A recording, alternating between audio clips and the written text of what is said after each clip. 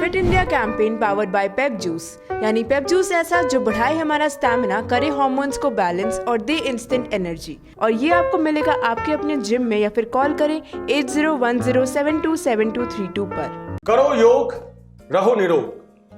ये आपने कई बार सुना होगा, कई लोगों के मुंह से सुना होगा, और आपने ये भी सुना होगा कि योगा कैसे किया जाए। और इन सब चीजों से एक निष्कर्ष जो आप निकाल सकते हैं और जो हम निकाल रहे हैं वो ये है कि आपने योग को सिर्फ रोग के साथ और कुछ एक आसनों के साथ सीमित कर दिया है, जबकि ऐसा नहीं है।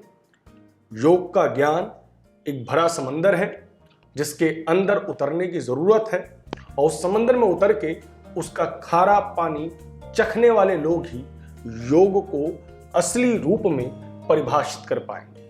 आज मेरे साथ ऐसे ही एक योगवीर हैं, योग गुरु हैं। इनका नाम हरदीप जी है, जिनको हम अपनी फिट इंडिया कैंपेन के तहत लेके आए हैं।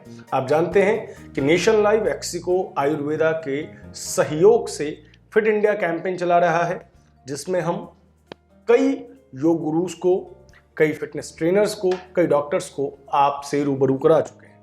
हरदीप जी, जिस तरीके से मैंने अपनी भूमिका दी, मैं यही सवाल का जवाब आपसे चाहूंगा। योग को सीमित कर दिया गया है, बहुत सारे माध्यम हो सकते हैं, बहुत सारे कारण हो सकते हैं, लेकिन सबसे पहली चीज मैं यही जानूंगा आपसे कि ऐसा कौन सा पहला कारण है जिसके कारण योग सिर्फ और सिर्फ आसनों तक सीमित हो गया। सबसे पहले तो हमें योग के बारे में जानने की जरूरत पड़ेगी कि योग एक्चुअल में है क्या। जी, अभी जो हमें जो योग इंट्रोड्यूस करा गया है एक्सपर्ट से या हमारे रिक्वायरमेंट के हिसाब से है वो, मतलब वो फिजिकल लेवल तक ही सीमित हो गया है, क्योंकि लोगों की रिक्वायरमेंट थी मोटापा कम करना, बीमारियां ठीक करना। तो अभी हमने योग को सिर्फ आसन और थोड़ा सा प्राणायाम तक ही जाना है।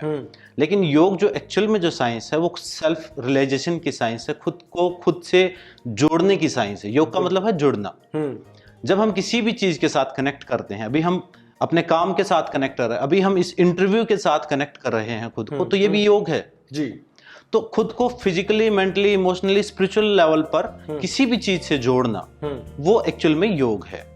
तो योग की जो साइंस है वो हमारे ऋषियों ने बताई, लेकिन अभी हमारे पास जो योग आया वो एक टाइप से अभी हमारे रिक्वायरमेंट के हिसाब से आया। मतलब पहले भी योग को अलग अलग पहलू लोगों ने और बड़े बड़े विशेषज्ञ और गुरुओं ने दिखाया है, लेकिन वो इतना फेमस नहीं हो पाया, लोगों तक नहीं पहुंच पाया। लेकिन हाँ जी, बोलिए, आप बात पूरी करें अपनी। हाँ, क्योंकि अभी जो मैं देखता हूँ, अभी जो आजकल जो योग चला हुआ है वो, उसमें बड़ा बाबा रामदेव जी का बड़ा हाथ है उसमें। एक योग को प्राणायाम और घर घर तक पहुंचाने में। बिल्कुल बिल्कुल। लेकिन वो हमें दिखाया गया है सिर्फ शरीर से जोड़कर, बीमारियों से जोड़कर, मोटापा कम करने से जोड़कर, और क्योंकि रिक्वायरमेंट भी थी, डिमांड और सप्लाई वाला सिद्धांत यहाँ पर काम किया। बिल्कुल। तो हम धीरे धीरे अवेयरनेस को कोशिश कर रहे हैं, सारे योगा टीचर, योगा एक्सपर्ट्स मिलके हम कोशिश कर रहे हैं कि योग की जो और भी गहराई है उसको हम जान सके। उसके जो फिजिकल के अलावा मेंटल, जो मानसिक जो पहलू हैं, जो इमोशनल लेवल पर वो कैसे काम करता है, स्पिरिचुअल लेवल पर कैसे काम करता है, प्रोफेशनली उसके द्वारा कैसे ग्रो हो सकते हैं। बहुत सारे लोग योगा के कोर्स कर रहे हैं, अभी योगा टीचर्स तैयार हो रहे हैं। इसी चीज पे मैं अगला सवाल लूंगा। हाँ जी। योग टीचर होने के लिए मुझे लगता है कि किसी भी चीज का एक्सपर्ट होने के लिए आपको जरूरत है अच्छी शिक्षा की और अच्छी जगह से शिक्षा की। बिल्कुल। फिटनेस इंडस्ट्री में जब हम बहुत दिनों से ये शोज वगैरह कर रहे हैं, हमको बहुत सारे ऐसे लोग भी मिले हैं या ऐसे लोगों का रेफरेंस भी मिला है जिन्होंने योग की कोई आधिकारिक शिक्षा नहीं दे रहे, कोई उनके पास डिग्री नहीं है, लेकिन हाँ, वो अच्छे योगा ट्रेनर जरूर हैं। दे आर ट्रेनर, क्योंकि वो खुद पहले ट्रेंड हुए थे, वो आगे ट्रेंड करना उन्होंने शुरू कर दिया। बिल्कुल। अभी भी अगर हम देखते हैं तो देश के अंदर योगा के बहुत सारे इंस्टीट्यूशंस नहीं हैं। अगर बहुत सारे इंस्टीट्यूशंस नहीं हैं तो किस तरीके से बहुत सारे अच्छे डिग्री धारक योगा टीचर्स बनेंगे? बिल्कुल, इसको हम कड़वा सच कह सकते हैं, क्योंकि मैं खुद की जब यात्रा देखता हूं तो पहले मैंने योग करना शुरू किया बैक पेन के लिए। मुझे बैक पेन हुआ, चोट लगी खेलते हुए, तो मैंने उसको देख देख के थोड़ा थोड़ा शुरू किया। फिर उसको करने में मुझे मजा आया तो मैंने बुक पढ़ के किसी फ्रेंड से सीखना शुरू किया। फिर मैंने उसको एजुकेशन में उसका डिप्लोमा किया। उसकी कहाँ से किया आपने डिप्लोमा? मैंने कुरुक्षेत्र यूनिवर्सिटी से किया। उसके बाद फिर मैंने डिग्री की। डिग्री कहाँ से किया आपने? ये हरिद्वार से की मैंने, उत्तराखंड संस्कृत यूनिवर्सिटी है। अच्छा, तो वहां से मैंने डिग्री की। लेकिन जब ये 3 साल मैंने पढ़ाई करी तो उसके जो लास्ट डे था, मान लो अगले दिन मुझे क्लास लेनी है, तो मैं इस लायक नहीं था कि मैं क्लास ले पाऊं। अच्छा, मतलब चीजें पढ़ाई गई मुझे, फिलोसफी पढ़ाई गई, योग पढ़ा गया, चिकित्सा पढ़ाई गई, लेकिन उस लेवल तक नहीं पढ़ाई गई कि मैं किसी को ठीक कर सकूं। उसको एक कोर्स तो डिजाइन कर दिया गया है, वो चीजें समझ में आ गई, योग क्या है उसका पहलू समझ में आ गया, लेकिन अगर कोई मेरे सामने आए तो उसको मैं, आज भी यही हालत है। योगा टीचर्स क्या करते हैं, डिग्री करते हैं, डिप्लोमा करते हैं, YCB कर लेते हैं, लेकिन उसके बाद उनको अलग से प्राइवेट इंस्टीट्यूट पर टीचर ट्रेनिंग कोर्स करना पड़ता है। बहुत सारे टीचर्स को तो मैंने ही सिखाया कि उनको क्या करना पड़ता है, उनको क्लास शुरू कैसे करनी है, खत्म कैसे करनी है, क्या चीज करानी है, किस बीमारी में क्या, वो चीजें उस डिग्री डिप्लोमा में इतनी नहीं सिखाई जाती।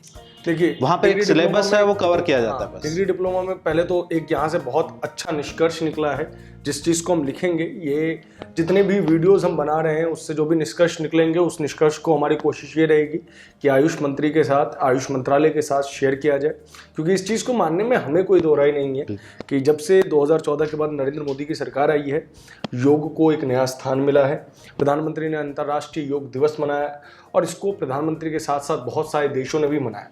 तो अब ज़रूरी है कि हम योग को और नर्चर करें और इन्हेंस करें, ताकि योग और ज़्यादा समृद्ध हो सके और ज़्यादा प्रभावी हो सके। तो सबसे पहली डिमांड तो ये है कि नंबर ऑफ कॉलेजेस बढ़ने चाहिए। दूसरी ये चीज़, कोर्स का करिकुलम आज के हिसाब से डिज़ाइन किया जाना चाहिए, ताकि जब बच्चा बाहर जाए तो वो पूरी तरीके से ट्रेनर हो, पूरी तरीके से टीचर हो। चलिए अगला सवाल हम इस चीज़ के ऊपर लेते हैं आपसे। जब ट्रेनर्स और टीचर्स वैसे ही बहुत मात्रा में कम है, और मैं ये पूछना चाहता हूँ कि अगर किसी व्यक्ति ने किसी से देख के योग करना सीखा और उसके बाद सिखाना शुरू कर दिया, तो क्या ऐसा कोई हानिकारक परिणाम योग से देखने को मिल सकता है जो आगे जाके परेशानी दे दे, अगर वो कंप्लीट ट्रेंड नहीं है तो? बिल्कुल, बहुत सारे, आप अभी कह रहे हैं कि कम ट्रेनर है, मैं कहता हूँ कि हजारों में ट्रेनर हैं, लेकिन अच्छे ट्रेनर नहीं हैं, जिनको एक्चुअल में योग करना आता है, उसका पूरी नॉलेज नहीं है। वो क्या करते हैं, 5 दिन का कोर्स किया, 5 दिन का कोर्स किया, कोई छोटा सा योगा टीचर का कोर्स किया, 15-20 दिन का वहां से शुरू कर दिया है, कोई छोटा सा सर्टिफिकेशन कोर्स किया, और बहुत सारे तो सर्टिफाइड है ही नहीं, खुद कर रहे थे पार्क में किसी ग्रुप में, वहां से उन्होंने सिखाना शुरू कर दिया, लोगों से पैसे लेने शुरू कर दिए। वो इसलिए कर पा रहे हैं क्योंकि योग का कोई साइड इफेक्ट नहीं है। अगर मैं आपको कोई योग आसन कराऊं तो उसका कोई खास, बहुत कम, बहुत मतलब 1000 में से 1% आप ये समझिए कोई नुकसान होगा, नहीं तो कुछ ना कुछ फायदा ही होगा। थोड़ा गलत भी कर लिया तो, क्योंकि बॉडी इतना आसान नहीं है, है ना। जैसे वेट ट्रेनिंग, अगर हम ज्यादा एकदम से उठाएं तो इंजरी होने के चांस है। यहाँ तो आप अपने शरीर के साथ कर रहे हैं, कोई रॉन्ग मूवमेंट कर भी लिया, थोड़ा सा सांस ले भी लिया तो कोई प्रॉब्लम नहीं है, तो फिर उससे वो चीज हाईलाइट नहीं हो पाती। बिल्कुल 0 साइड इफेक्ट बोल सकते हैं आप योगा का। आप खुद भी प्रैक्टिस करना चाहें, जैसे मैं शुरू में करता था, मैंने जो बुक पढ़ी थी उसमें बहुत सारे आसन गलत दिए हुए थे, और मैंने उनको महीनों प्रैक्टिस किया, कुछ नहीं हुआ मुझे, क्योंकि हम खुद की बॉडी के साथ ही कर रहे हैं ना। बाहर की कोई चीज यूज नहीं कर रहे, बाहर का कोई इक्विपमेंट यूज नहीं कर रहे। कुछ चीजें जैसे षटकर्म वगैरह हैं जो थोड़े से कॉम्प्लिकेटेड हैं, उनमें अगर गलत करते हैं तो नुकसान हो सकता है। हाँ, लेकिन अगर आप गलत करेंगे तो जिस बेनिफिट के लिए, मान लो मुझे आपने योगा टीचर हायर किया, तो मैं अगर गलत कराऊंगा तो उसका कोई बेनिफिट नहीं होगा। हाँ, नुकसान नहीं हो रहा है, लेकिन तो फायदा नहीं, नुकसान होगा तो ये होगा कि अगर आपने मुझे फीस दी है तो उस फीस का नुकसान होगा। आप मिसगाइड हो जाएंगे, हो सकता है मैं किसी आपको अपने हिसाब से योग सिखा दूं तो आपको समझ में नहीं, कंफ्यूज हो जाओगे आप, बस इतना हो सकता है। ऐसे कोई फिजिकल हार्म इतना मुझे देखने में नहीं आया कि कुछ हल्का फुल्का गलत करने से हो जाए। एक बात आपने बहुत अच्छी कही कि कई तो ऐसे योगा टीचर्स हैं जो सर्टिफाइड में नहीं है सर्टिफाइड। मेरे जैसा आम इंसान जिसे योगा का बहुत ज्ञान नहीं है, मैं आपको सिंपल सी बात कहूँ कि जब से हमने ये वेंचर चलना शुरू किया, मैंने तब से योगा और योग गुरुज के बारे में पढ़ना शुरू किया। और उससे पहले अगर कोई मुझे अपने आप को योगा ट्रेनर, आज भी कोई इंट्रोड्यूस कर दे कि I am a yoga trainer, तो एक आम इंसान कैसे पता करे कि ये सर्टिफाइड है या नहीं है? एक मजे की बात ये है, मैंने मुझे लगता था कि ये सारी चीज़ें ज़रूरी होती हैं। मैंने डिप्लोमा किया, डिग्री की, उसके बाद बहुत सारे सर्टिफिकेशन कर लिए, केरला से पंचकर्मा सीख लिया, आयुर्वेदा सीख लिया, बहुत सारे कोर्स कर लिए। आज तक मतलब मैं 2009 में मैंने योग सिखाना शुरू किया था, ऑलमोस्ट 10-12 साल हो गए। आज तक मुझे किसी क्लास में जिसको मैंने क्लास ली है उसने मुझे ये नहीं पूछा कि भाई आप सर्टिफाइड हो, कहाँ से हो, क्या आपने सीखा हुआ, किसी ने नहीं पूछा। तो ये जागरूकता की जरूरत सिर्फ है, जो ये जागरूकता की जरूरत है। सिर्फ जॉब्स में जहाँ एलिजिबिलिटी मांगते हैं वहां पर सर्टिफिकेट देखे जाते हैं, वो भी सरकारी या जो भी नॉन सरकारी, जैसे भी आपको वहां तो देखते हैं। बाकी इंडिविजुअल लेवल पर ग्रुप क्लास है, कोई कुछ भी चला रहा है, कुछ भी सिखा रहा है योग के नाम पर, सब चलता है। वो योग नहीं, वो योगा हो गया है, मतलब उसका एक विक्षिप्त रूप हो गया है वो। बिल्कुल बिल्कुल, ये बहुत बढ़िया बात बोली आपने हरदीप जी। और लोगों से हमारा ये आग्रह भी है कि अगर आप सर्टिफाइड नहीं हैं लेकिन अच्छे ट्रेनर हैं तो आप किसी न किसी इंस्टीट्यूशन से जाके एक मान्यता प्राप्त योगा टीचर जरूर बने। इससे योग को और प्रमोशन मिलेगा। सरकार को भी ये कार्य करने की ज़रूरत है कि सरकार उन लोगों पे थोड़ी सी अपनी दृष्टि बनाए जो योग को खराब करने का कार्य करेंगे। अच्छा करने का कार्य तो नहीं हो पाएगा। ये भी बहुत ज़रूरी है कि योग को लेकर अनुसंधान होने चाहिए, योग को लेकर रिसर्च होनी चाहिए, ताकि योग के अलग अलग प्रारूप सामने आ जाए। अब मैं आखिरी सवाल लूँगा और अंत करूँगा इस डिबेट का। आसन के बिना, प्राणायाम के बिना, एक्सरसाइजेस के बिना अगर आपको योग के बारे में 2 या 3 बातें बतानी हो तो आप कौन सी बात बताएंगे? देखिए, जो योग में आसन का जो महत्व है वो सिर्फ इतना है कि आप शांति से किसी एक जगह पर बैठ सको, और वो आप शांति से तभी बैठ पाओगे जब आपका शरीर स्वस्थ होगा। योग है एक्चुअल में ध्यान, खुद से जुड़ना, मेडिटेशन करना, समाधि तक पहुंचना। लेकिन वो तभी तो आप बैठ कर पाओगे जब आप किसी जगह पे आधा घंटा 1 घंटा शांति से मौन होके बैठ सको या ध्यान कर सको। तो आसन का सिर्फ इतना महत्व है योग में। लेकिन अब वो जो फिजिकल डिजीज और लाइफस्टाइल डिजीज इतनी बढ़ गई हैं कि हम आसनों तक ही, हमें पहले शरीर को उस लेवल तक पहुंचाने में ही सालों लग रहे हैं। फिर हम प्राणायाम के ऊपर आते हैं। प्राणायाम का काम है मन को स्थिर करना। अब आप कुर्सी पे बैठ गए, ये स्थिरता हो गई, ये आसन हो गया। अब आपका मन जो है, अभी अलग अलग विषय के ऊपर अलग अलग विचार आ रहे हैं, उसको जो शांत करने का काम करता है वो प्राणायाम करता है।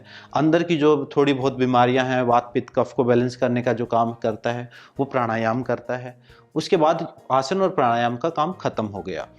उसके बाद सारा खेल मन का है, बुद्धि का है, विचारों का है। अपने मन को धारणा, ध्यान, समाधि, अपने मन को पहले बाहर से अंदर लेके आना है प्रत्याहार के थ्रू, फिर उसको किसी एक जगह पे फोकस करना है, आत्मा में, परमात्मा में, या किसी मंत्र पर, या किसी जो भी विधि है उसके ऊपर। फिर उसको लगातार करते करते उसमें खो जाना है, और फिर उसको उसी में अपने आप को भूल के उसी में लीन हो जाना समाधि की अवस्था कही गई है।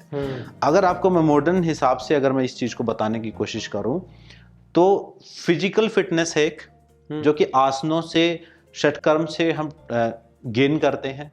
दूसरी है एक हमारी एनर्जी बॉडी और हमारी एनर्जी लेवल या हमारी इंटरनल फिटनेस, वो प्राणायाम के थ्रू, जो कि आपके हार्ट, आपके लंग्स, जो इंटरनल ऑर्गन्स प्रॉपर काम करते रहें, वो आपके प्राणायाम के थ्रू अचीव होती है। बंद मुद्राएं उसके अंदर आती हैं। उसके बाद है आपकी इमोशनल, आपका मन, आपके इमोशंस, वो आपकी प्रत्याहार के थ्रू आपका मन स्थिर होता है थोड़ा सा। और उसके बाद धीरे धीरे आपकी बुद्धि, आप बुद्धि को एकाग्र करते हैं, कंसंट्रेट करते हैं, किसी एक पॉइंट के ऊपर लगाते हैं, वो आपकी धारणा, ध्यान के द्वारा होती है। मतलब मेंटल और साइकिक लेवल की जो फिटनेस है, ये ऐसे इस अलग अलग लेयर्स हमारे योगियों ने बताई हैं। 5 लेयर हैं। उन 5 लेयर्स के ऊपर हम स्टेप बाय स्टेप काम करते हैं। अभी हम जैसे योग, एक थोड़ा सा अलग से टॉपिक निकाल रहा हूं मैं, क्योंकि अभी मैं भी अपनी क्लास में फिटनेस एक्सरसाइज भी करवाता हूँ योग की क्लास में। लेकिन मैं बता देता हूँ कि भाई अभी आपसे आसन नहीं होंगे, अभी आपसे आसन नहीं हो पाएंगे, जो आसन बताए हुए हैं वो नहीं होंगे, शरीर उस लायक नहीं है। तो पहले थोड़ी सी कुछ दिन फिटनेस से अपनी बॉडी की कंडीशनिंग करो, अपने आप को इस लायक बनाओ कि उस लेवल तक आप आसन को प्रैक्टिस कर सको, आप लेग क्रॉस करके जमीन पर बैठ सको। मतलब हमारा जो एक YouTube चैनल भी हम चलाते हैं फिट योगीज के नाम से, तो उसमें फिटनेस और योग दोनों हैं, लेकिन उसमें क्लियर है कि ये योग है और ये फिटनेस है। बहुत बढ़िया, बहुत बढ़िया। आपने बहुत अच्छी अच्छी बातें की हरदीप जी, और जो आपने 5 स्टेजेस बताई, मैं आपसे वादा करता हूं और अपनी जनता से वादा करता हूं कि हरदीप जी का समय लेके हम उन 5 विषयों पर विस्तृत वीडियो ज़रूर बनाएंगे। इस वीडियो पर आपकी जो भी प्रतिक्रिया है कमेंट बॉक्स में ज़रूर बताएं। हमने आपसे पहले भी ये दरख्वास्त की थी, आज फिर दरख्वास्त करता हूं कि अगर आपको लगता है कि किसी एक विषय पर जहां पे हम आगे बढ़ने वाले हैं, किसी एक विषय पर हमें वीडियो ज़रूर बनानी चाहिए, चाहे वो फिटनेस के ऊपर हो, चाहे वो किसी डिजीज़ के ऊपर हो, चाहे किसी डिजीज़ के क्योर के ऊपर हो, तो हमें ज़रूर बताएं। आज आप लोगों के प्यार की वजह से हमारे पास एक्सपर्ट्स का एक पैनल तैयार हो गया है, जिसमें हरदीप जी जैसे लोग हैं और वो लोग आपको बताएंगे कि किस तरीके से अपने आप को आप स्वस्थ रखें। फिलहाल इस खबर में इतना ही। एक्सिको Ayurveda presents Fit India movement में हमारे साथ बने रहें। धन्यवाद। नमस्ते।